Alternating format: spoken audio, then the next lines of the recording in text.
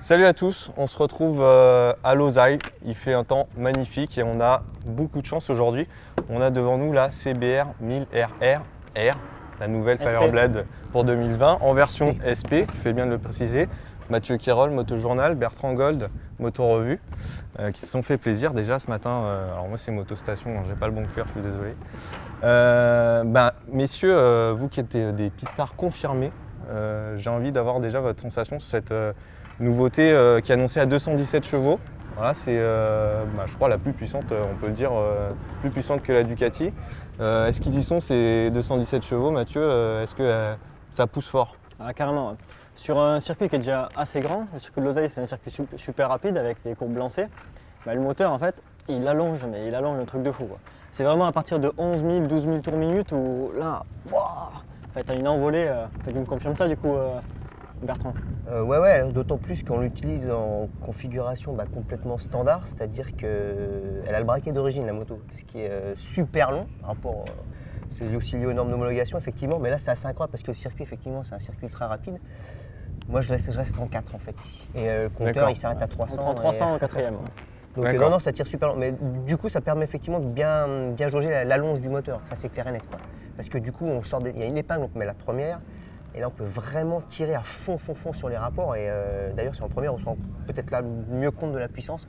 Le 117, je ne sais pas s'ils y sont. Je pense qu'ils ne sont pas trop à vouloir faire de l'intox chez Honda. S'ils y sont, c'est sûr. Mais ça marche très clairement. Elle marche super fort avec une allonge de malade.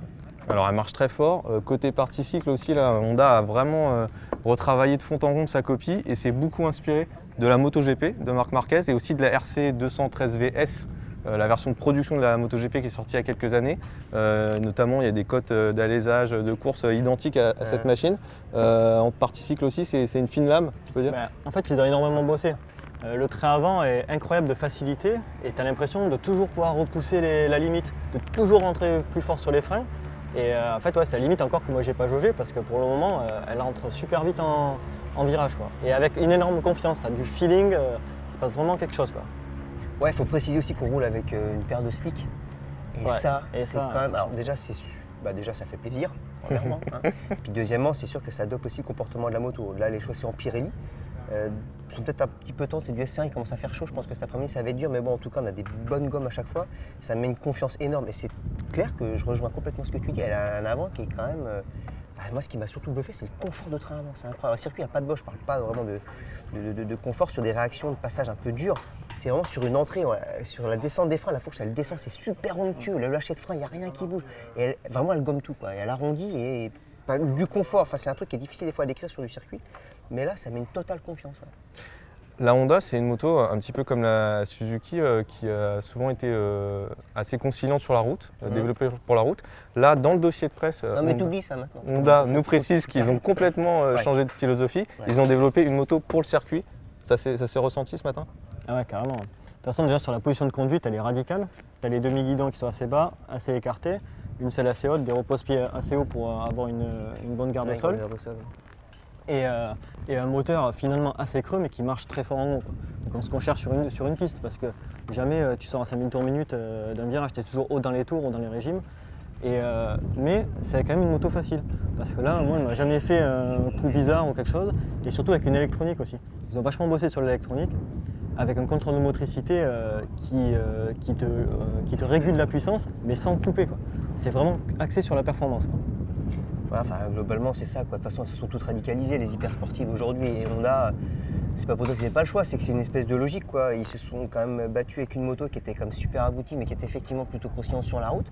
Et à un moment, il fallait passer un step, quoi. Et là, clairement, ils l'ont passé. On se retrouve avec une machine plus radicale, mais qui est vraiment très performante sur piste. Mais de toute façon, aujourd'hui, elles ne servent plus sur la route, ces motos. Il y en a quelques-uns qui l'utilisent. Ils font bien, d'ailleurs. D'ailleurs, je préfère m'enrouler avec ça qu'avec un gros roadster sur la route. Tu as la protection, c'est quand même vachement plus sympa. Mais après, quand tu vas faire que ce soit de la course ou du track days, tu te retrouves avec un outil de malade quand même, là. Parce que non seulement tu as une moto qui est facile, qui est beaucoup moins grosse qu'avant, qui a une ergonomie très sympa, mais qui est d'une agilité, qui est d'une facilité, et puis qui est canalisée par une électronique. Là, c'est quand même, on passe des steps. On dit ça, j'ai l'impression qu'on dit ça à chaque fois qu'on essaie une hyper sportive. J'ai essayé la Panigale la semaine dernière, et c'est pareil, l'évolution d'électronique, on le sent. Et surtout, je pense que ce qui est intéressant de remarquer, c'est qu'on le sent à tous les niveaux, quoi. même quelqu'un qui va débuter aujourd'hui sent vraiment l'intervention électronique. Enfin, quand je dis sentir, c'est pas l'électronique qui arrête tout parce que c'est mis en suractivité, mais même en roulant un petit peu fin, on sent comment ça met en confiance et puis surtout ça fait avancer le chrono l'affaire. Hein. Et alors justement, vous qui connaissez toutes les sportives, les Hypersport 1000 du marché, bon, on va les confronter directement plus tard dans l'année, mais elle peut déjà, selon vous, elle a le potentiel pour ravir la première place là, cette année? Punaise, ils l'ont fait pour ça, de toute façon, c'est sûr. Hein. C'est sûr. Après, ouais, comme tu dis, il faut les comparer dans les mêmes conditions avec les mêmes thématiques. Puis de toute façon, ce qui est vraiment révélateur, c'est dans les week-ends de course. Quand les motos sont préparées, plus ou moins sur une même logique, avec des bons teams, des bons pilotes, c'est là où tu vois vraiment la supériorité d'une moto par rapport à une autre. Mais là, il y a un outil. Hein. Mais c'est sûr, ouais, la base est très bonne. C'est évident, il y a un outil. Parce que, en tout cas, elle va faire vite oublier l'ancienne, je pense. Ceux qui avaient l'habitude de rouler avec l'ancienne. Et là. Ah, mais ça n'a rien à voir avec l'ancienne. Ah oui, très clairement. Même si on ne l'a pas sur place pour vraiment comparer directement, là on peut dire que ça n'a rien à voir avec l'ancienne. Après, c'est toujours difficile de comparer des motos sans les avoir sur place, pas sur le même circuit, etc. Donc à voir, mais en tout cas, ouais, c'est sûr qu'elle a sa place. Quoi. Pour conclure, c'est une moto qui n'a rien à voir avec l'ancienne, mais qui est aussi beaucoup plus chère que l'ancienne. C'est le prix à payer pour cette nouvelle technologie.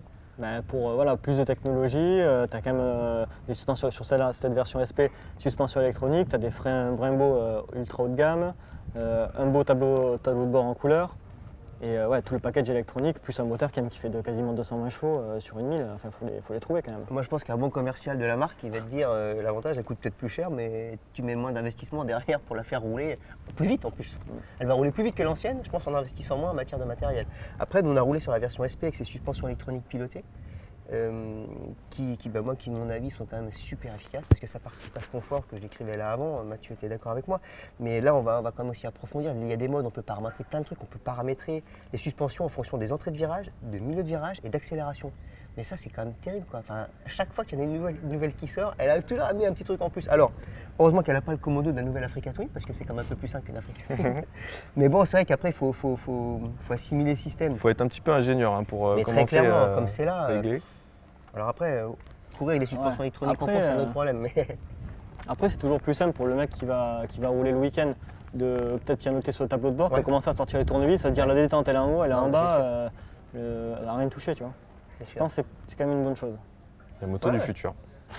Tant que moto du futur, tant que ça reste en moteur thermique et puis que ça jappe comme ça me va bien. On est d'accord. Merci messieurs, à très bientôt. Allez, salut les gars, ciao.